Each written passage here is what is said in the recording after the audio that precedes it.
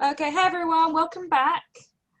So we're now going to jump straight into our second talk with IQVIA's statistician, Ulrike Naumann, who is going to be talking to us about quality control in statistical coding. So away you go.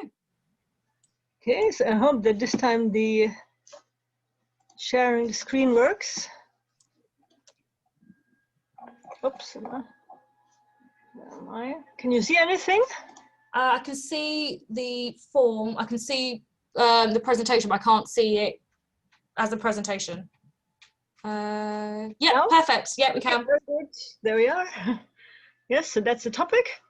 I have to say, maybe it's at some points a little bit, well, chaotic. I hope not too extreme, because I tried to put a couple of different topics into it that I'm interested in. So I work in clinical trials, so that is very specific, and I'm going to talk a little bit about that. Then one topic that is also relevant in the clinical trials is risk-based quality control. But I've also worked in other areas, so generally I was sometimes a bit confused or irritated how QC is done in different contexts. I'm going to be a little bit talking about that. And then some practicalities, if there's time. Okay, can you actually see it? Maybe because I need to do it like this because I can't really see my screen. Yes, now. We can definitely see you. Okay, so first some boring definitions. Actually, I'm going to keep that quite short. So there's quality assurance and quality control. So quality assurance covers all matters that influence the quality of a product. And in pharmaceutical companies, that means development, quality control, production, distribution, and inspections. And inspections are very important in this area. And the ISO 9000, which is also, I think, specific, I'm not sure, specific to pharmaceuticals, is part of the quality management focused on providing confidence the quality requirements are fulfilled. And so the quality assurance is a set of activities for ensuring the qualities in the processes, and it's a managerial tool, whereas quality control is, well, also a quality management tool for fulfilling quality requirements, but it's more a corrective tool. So you're trying to find defects in the actual products that you produced, and then, of course, well, improve things so that you get the right quality at the end. Maybe I skip a little bit over that. So the difference is in how quality assurance and quality control work, what the focus is, and whose responsibility it is. And so at the end of the day, the QC more aims to identify and correct defects and is a reactive process. And that happens after the product is developed. So of course, in some way, the better thing would be to have some good process from the start so that the defects or problems don't occur. So the quality assurance is maybe more a preventive thing. And also the assessment and the management system behind how you set everything up belongs more to quality assurance. Then there's also a difference in responsibility. So in some industries, you have your own department for quality control and a different department for quality assurance. But it can also be just that individuals are responsible for the quality control for their own product that they deliver. Whereas for the quality assurance, there's maybe more a structure to build things up. So the quality control would be something like a validation of something. So this is some example of how a validation cycle would look like in the area where I'm working. So there's some requirements, for example, for the data, then there's some validation plan.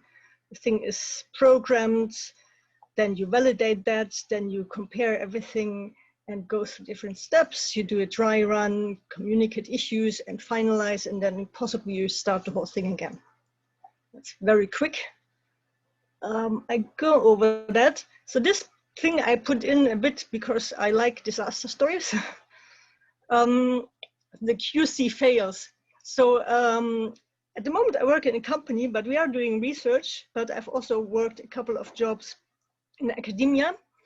And one job I had was actually in cancer research. And so there was, for example, some interesting bug. So I didn't personally have problems with this.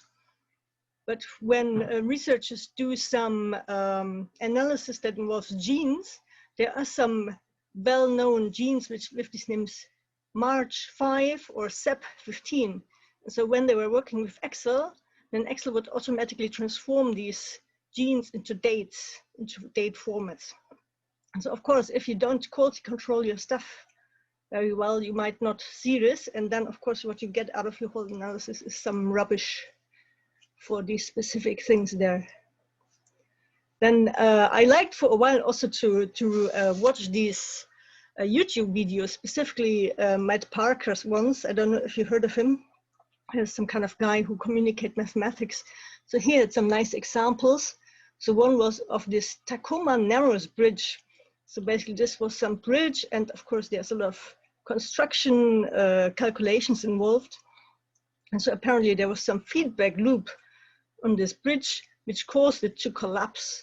And that was because there was so much wind, and the corroded cables were difficult to inspect.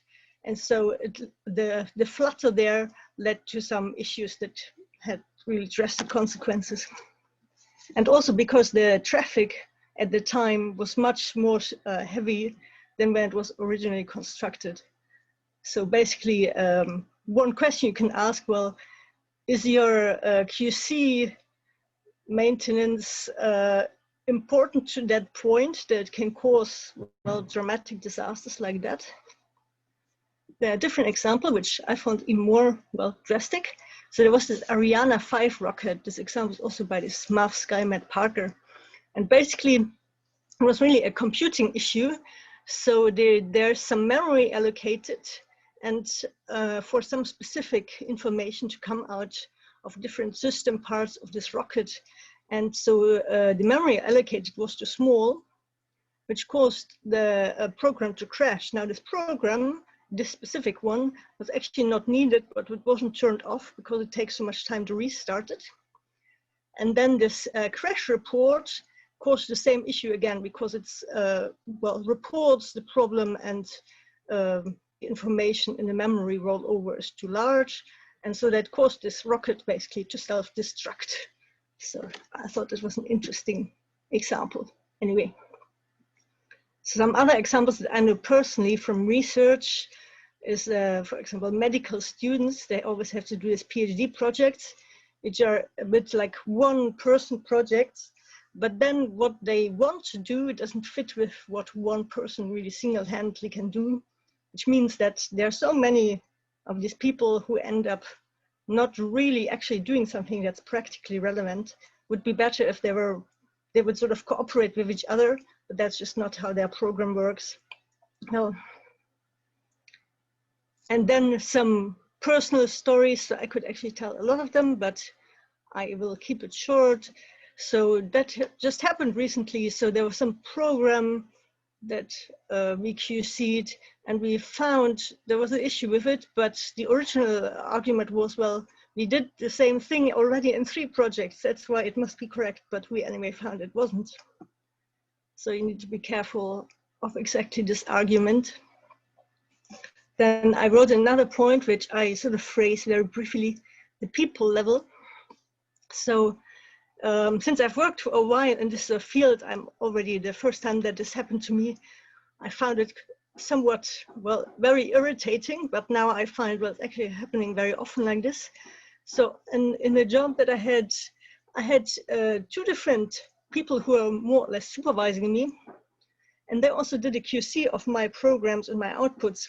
But on some time period, one of them was on holiday, and then when that person came back, the other one went on holiday. And now they didn't communicate with each other at all what they want to have as the end product, which meant that they just changed around the actual goal, which is a bit like the issue you can have an external client, you work on something, you give them some finished project, and then they change everything. So that happened there inside of the company with just these 2 people who had completely different ideas.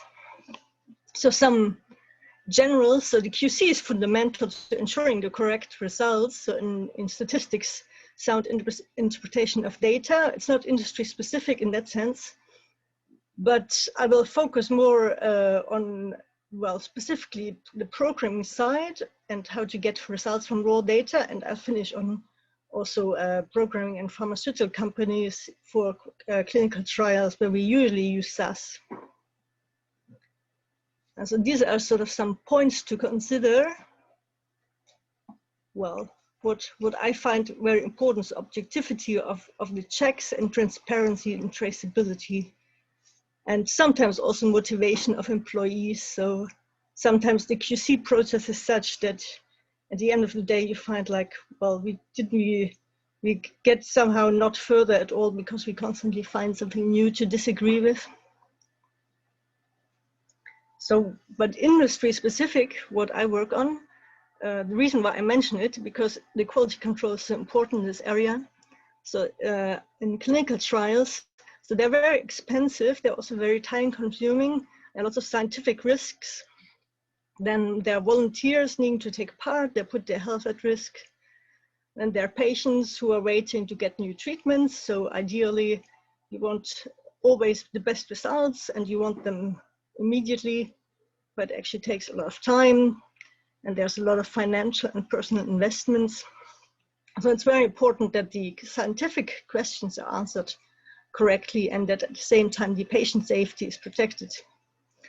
So nowadays I would say the level of quality control is very high, but it was not always like this. So one example is this lobotomy, for example. So in the 50s, that was some very well, common practice. And there were just studies done without any specific hypothesis.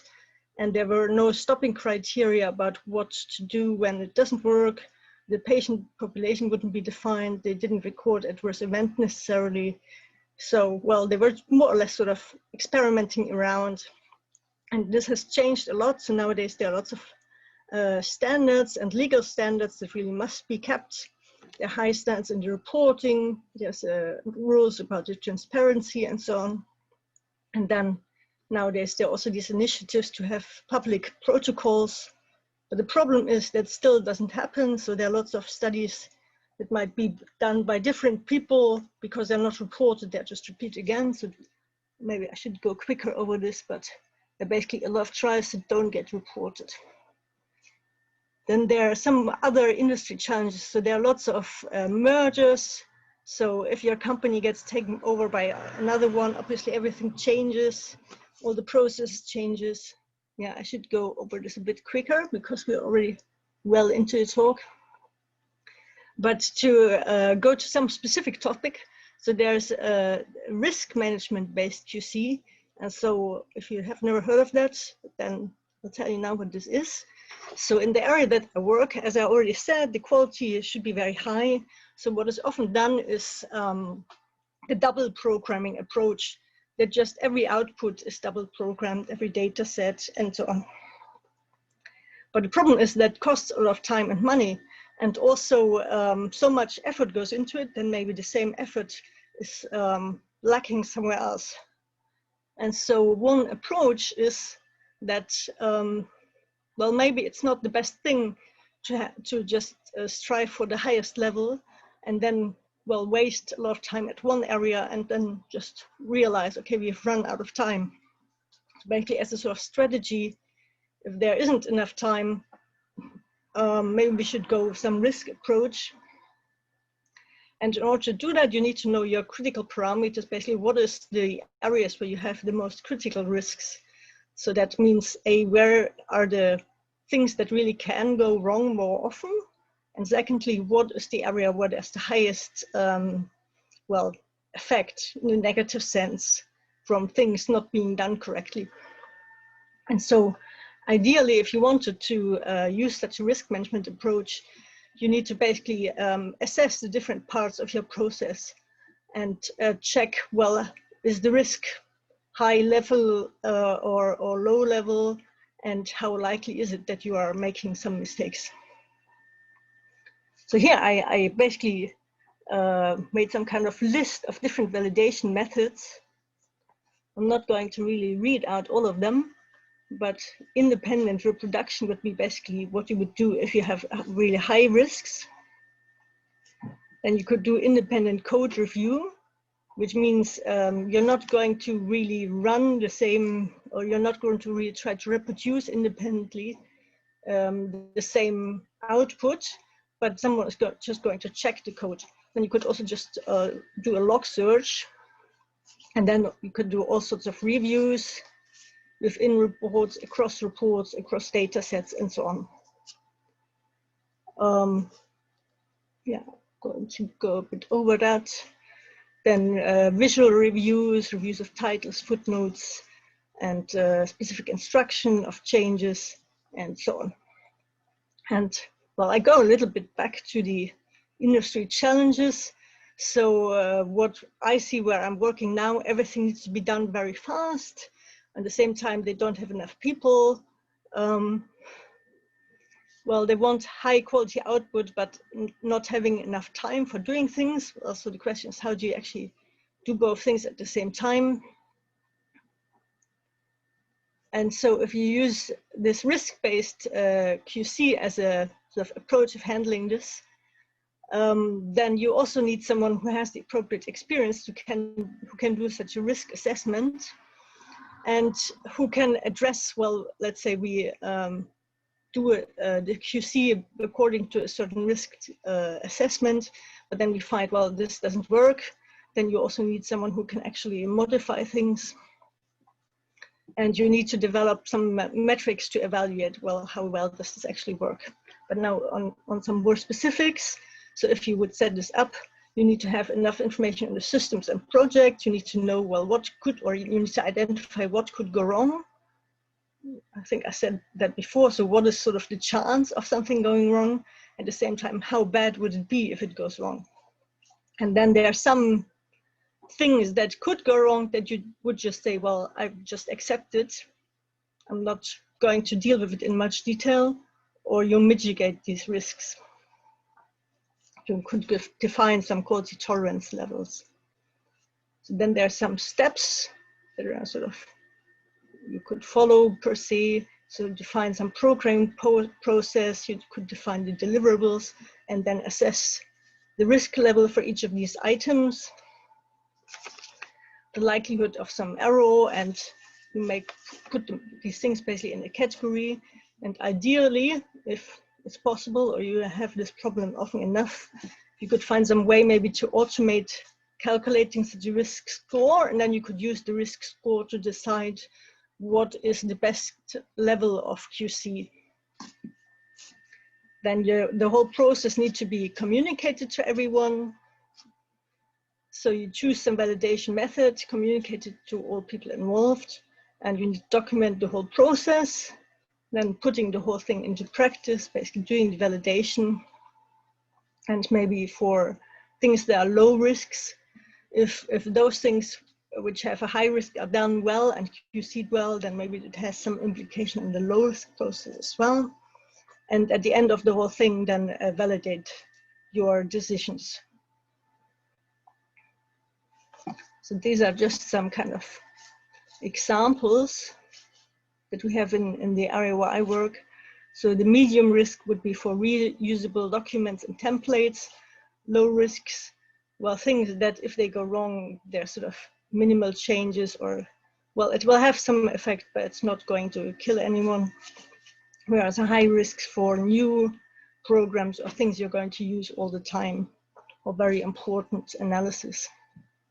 So I'm sort of switching the topic completely. So question is, how much time do I still have?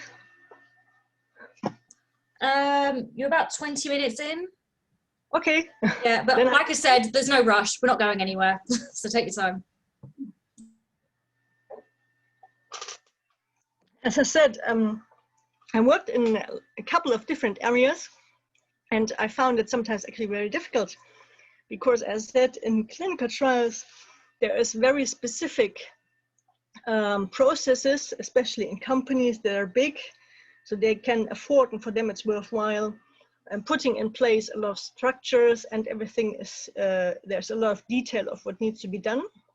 So in clinical trials, even in the same area, but in academia, things are not so detailed. So sometimes you have a standard operating procedure, sometimes you don't. And there are also specific data set procedures and standards. So sometimes they're not full, sometimes they are. Depends also on the area. But one thing that I haven't even really heard about in industry, but it's a big topic in discussion in academia, is, for example, the reproducibility issue. So especially in oncology and psychological research, which I've both worked in, they've basically tried to repeat some studies and then found, well, if they try to follow the, well, written documentation and do the whole thing again, they just really come up with a completely different result and interpretation, which is very worrisome. And part of this is also because of the computation done, but it's not all that. So from the computation sides, there were then initiatives on the reproducibility. So this does not just refer to the computing part, but it does as well. And so there were some QC methods established and some initiatives started, so that there's some possibilities to follow a more formal QC process, but it's not really always implemented. And there's some interesting things to look at if you were sort of thinking about what is the value of QC, what is the key product of the business. So especially if you think about such a risk management approach, so what is the thing that you really want to protect, right? And in some areas can be the scientific content, or it might be the form or how you sell things. And then of course you need to think about what is sort of your competitive market value. Is it the speed or the high quality or the price? And depending on that, you might also change your QC approach. So I really jump around a bit. So in clinical trials in pharma companies, there's always some specific software used, which is SAS. In academia, it's more a completely different one. It's R or Python. And so there are journals also for computational papers, even for things like how to QC things, how to do simulations well, and so on. But it's actually very difficult to get such a paper published. And academia, everything, well, the whole value of doing things is to get something published. And so there's a lot of, well, people complaining that PhD students or younger people spend so much time on coding things, but they don't get any recognition for it. Whereas if you would go to industry, you would get very high pay possibly. There's sort of problems of how academia works. And I also found in academia, things are usually done in a sort of, well, everyone does a one-person hero project. And of course, there's some cooperations, but still everyone is their own hero. And in coding, as well as in other things, there's not really much in terms of formal QC in an external way. So maybe once you have a paper published, there can be responses to it. And then occasionally there's some big scandals that someone falsified data and such things. But exactly something like this can happen because there's not that much checking and testing done. So if you want your stuff to work, you need to do much more self-QC than if you would be in industry. You should also make sure that your stuff works before you send it to QC, to external, but it's not as extreme that you're sort of so self-reliant. And so it's very important to do your own debugging and sanity checks on your outputs, comment everything, have a good structure. And then if you would submit some package, for example, to these sort of software repositories, they have some automated checks. And if something doesn't work, well, then you need to look at it, or maybe someone else even looks at it. But and users can report problems, but well, mostly you're the one person who maintains the thing, who looks at everything. Yeah, this is a slide on some personal issues I found. So especially if you start a new job, even if it's a similar job than you had before, or if you get a new coworker, there I find that there's so many surprises, and it's very important to get to know the style of a person or company. And I find in QC it does a lot of difference, or maybe it sort of affects me more because I want things to work. And then there can be misunderstandings or just disagreements on priorities or how to solve things that have a lot of conflict potential. So I find that actually, as a sort of tech person, I find it's not just me, but other people as well. It's very important to put enough value on the personal connections and connect with the people so that these technical things work better. So yeah, so these are something I can quickly go maybe over it. Yeah, that's a bit more on self-QC. So what do you do? Well, ideally, now that I've done a lot of external QC as well, you would ideally do the same thing you would also do as an external QC, but in reality, you're maybe not doing it quite that excessive. So, well, it's just the same thing as doing good testing. Basically, you just test your own code. You can pick some special cases to test where the program does what it should be. And the special cases are, what I mean with this is to pick things where you think this could go wrong, and then check whether it does go wrong or whether you still get the right answer. And then always check what are the allowed values, or if you reuse some code, well, is your input really still the same as what it was when you first constructed the function? And basically build in a lot of stress testing and commenting. Yes, actually, maybe I shouldn't jump so much, but there was something interesting a friend of me posted recently, which was some challenge to pick some code that you produced 10 years ago and then try to run it again. And so there was some question whether you could still get it to run, which I haven't actually yet tried out, but I have this problem. And I have some code that I should maybe try out whether it should still work, but I'm sort of shying away from even trying. So what is not done in academia, but what could be done, is basically more a sort of documentation in great detail. So as I said, well, it's sometimes done, but at the end, well, how well you do things is your own things. So you can check SAS log files, check with your eyes, or you can also go to automated checking.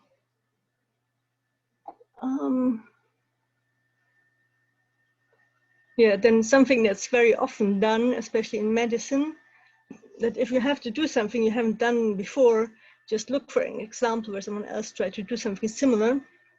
And so for this case, I think it's very important to have good QC, because you need to really check, well, how similar is it really? And do you get what you want out of it? And the same problem if you ask someone else who has done something similar. So I find more often than not that the solution someone else has found is actually not what works at the end or what we are keeping. So maybe it's some step in the process, but you might then as well from the start see it as some kind of case where you need to be more critical and, well, QC yourself and think about it thoroughly.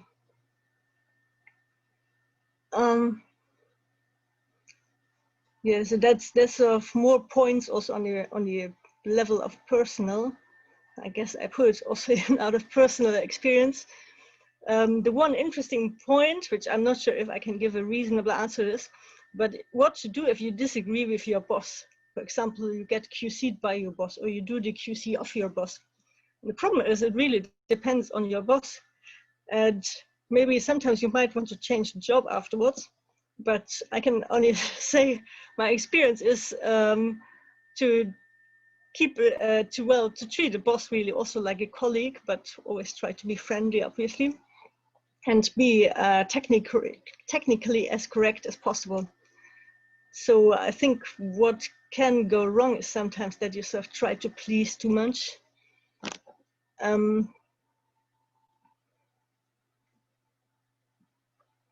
another thing, I think that's why I put that in, that if you QC someone who is your boss, then you shouldn't assume that because it's your boss, what they say is always right. So even if it's unofficial QCing.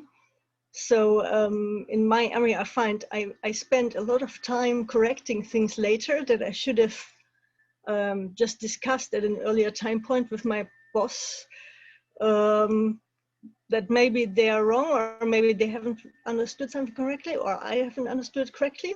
So basically what this sort of means at the end of the day, the quality assurance at some much earlier point, which is often just a longer discussion, can help you a lot, saving time later in the details of the QC.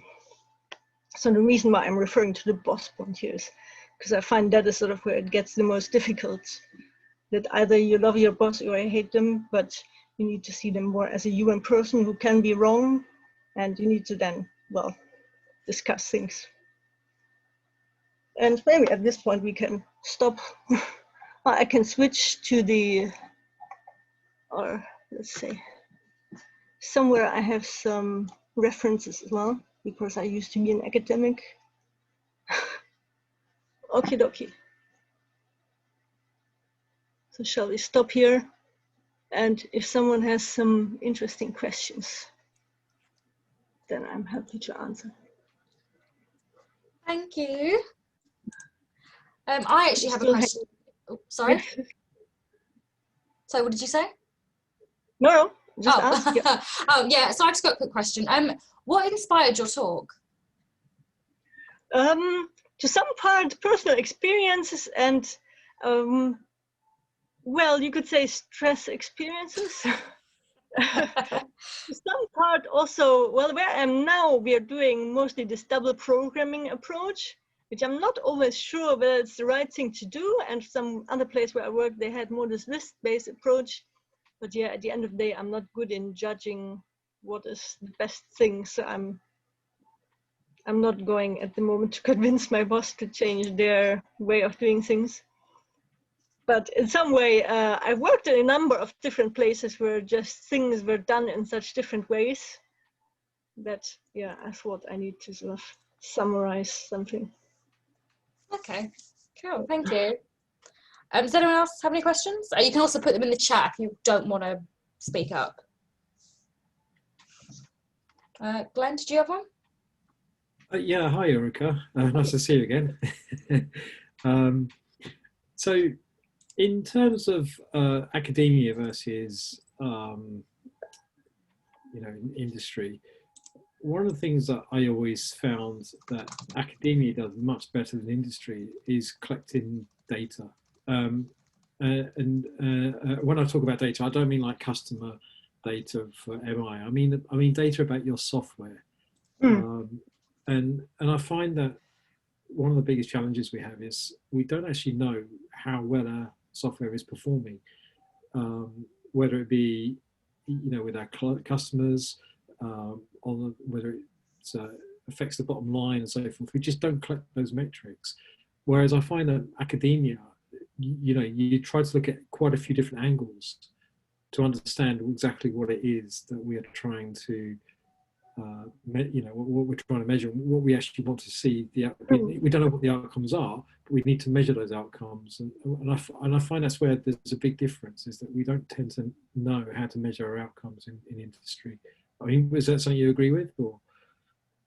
Partly, yes. Well, I'm more in the statistics department, not the IT department. So I can't entirely say, but I find even in academia, across different individuals, it differs a lot what is done, or in a department, how much certain things are valued or not. But, well, certainly when things go well, then, well, once, I think it's a lot like this, once a researcher has a reputation, they can get funding, and then they employ people, and then they can do things very well.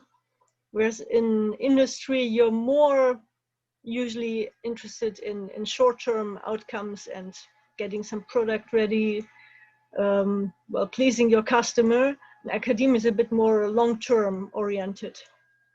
Yeah. So that's maybe one reason. Or you can do more theoretical things that don't really bring money immediately. So, I mean, eventually you need to justify why you do this, but yeah. No, it's interesting. I just thought that was I've spoken to other people, as you know, about this, and it's always been one that's challenged me. That in the industry we like vanity metrics, metrics that make us look good, not necessarily metrics that give us what the outcomes are. So yeah. Well, I find well, I can only speak a little bit about the companies where I work. There's sometimes sort of how people sell themselves, and then what they do is different, and so that affects that sort of these sort of metrics that are developed that really are meant to look good, but whether they really help to improve the products is sort of a bit questionable. But yeah, depends.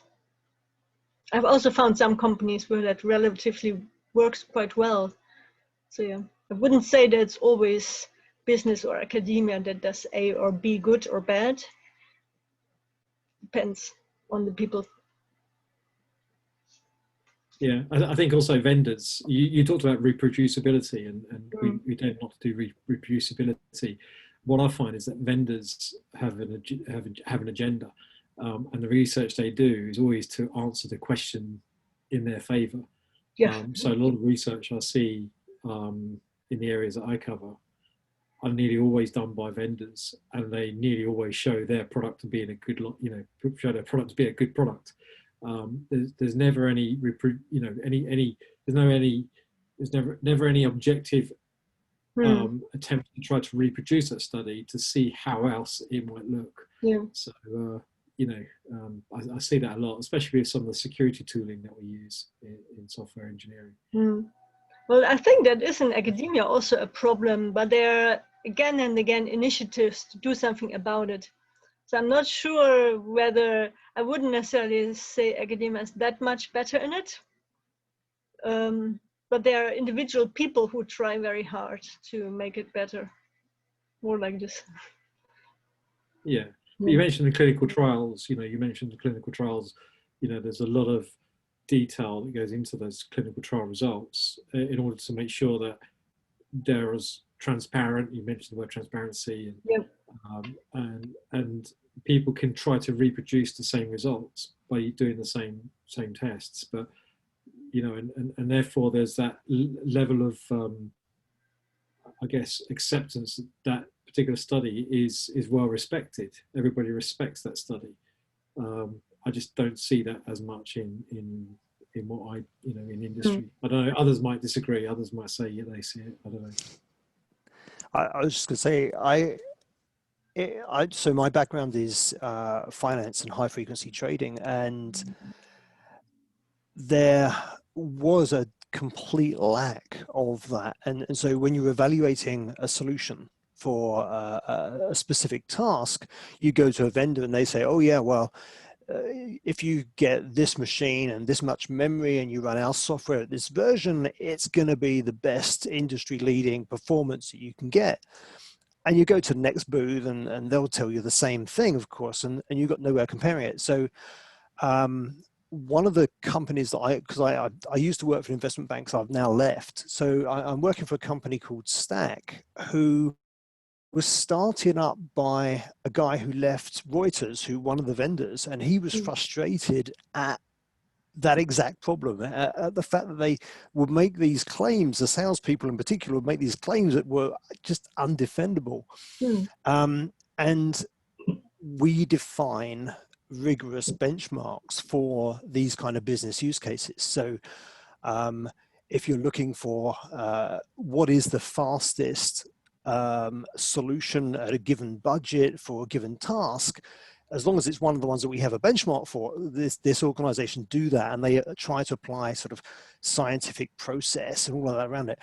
But as Glenn says, it's very uncommon to get that. But it's interesting that these guys have been going for 10, 15 years now, and they're purely funded by subscription of banks and that who want to have access to the benchmark results. So there's definitely a demand in the industry to have access to this improved data and information about what you're looking to buy, and also having somebody do the kind of testing for you, that kind of quality, as you're saying, and take a rigorous approach to evaluating products before you commit yourself and buy something or go down a particular path. So it's interesting to see that there's a demand for it, but there's actually not so much in the way of supply, which is curious. Well, I suppose you need this sort of structure of someone, well, offering the product of doing the testing across different offers, right? That's not so easy to set up because, well, if you're just an individual competitor, everyone's going to say I'm the best, right? So. Absolutely. So the guy who set it up spent a lot of time in the early stages establishing his independence, because he came from a background as being a vendor, so he had to sort of break those links first and establish himself as an independent. If you go to one of their conferences, you'll find that he and his staff all walk around in lab coats and things to sort of underline the fact that this sort of scientific approach is there, which is very unusual for a software conference. Yeah, it's interesting. I think it's a little bit that in their sort of European centers in these clinical trials that do a bit more things on really comparing different approaches, because they do a little bit the same, that they hold the flag up, well, we are sort of not finding everything fantastic, but we try to test different things. But in general, academic wise, there's also well, I would say a strong trend that everyone just tries to sell their things. If you don't do that, you're not really going to survive as well. So I don't think that's only a thing in business. Yeah, I found, so I was involved in some academic projects while I was working for the bank. Basically, there's a funding scheme within the European Union where they fund academic projects and liaison with industry partners. You're probably familiar with it from pharmaceuticals. It's the current one is the H2020 process, Horizon 2020 it was known. And that brings sort of academia and small businesses together with big industrial partners. So in my case, it was the bank I was working for and IBM Research in Zurich were the two big industrial partners, and then Queen's University in Belfast and things. And one of the things that struck me from that was one, that academia has quite a slow pace, right? These are 3-year projects which wouldn't survive in a business world. But also a lot of it was driven around the need to encourage funding into the university, right? This is all about getting more reports written, getting peer-reviewed documents into journals so that you've got more advertising effectively for the university. So even with academia, there's almost a commercial interest in things now because it's all about generating funding. Yes, it's absolutely true. Well, I think a bit, I mean, the good side of academia as opposed to industry could be that they can afford to do theoretical things. But sometimes I find that the way how academia works, it does also in some parts too much, give money to things that are just theoretical. And people who sort of try to find some practical edge and work on that, you have it sometimes very difficult to convince people, because if you work on something applied, at the end you need to develop some result that makes an impact in the real world. And then to justify that can be difficult. So yeah, but yeah, the world is difficult in general.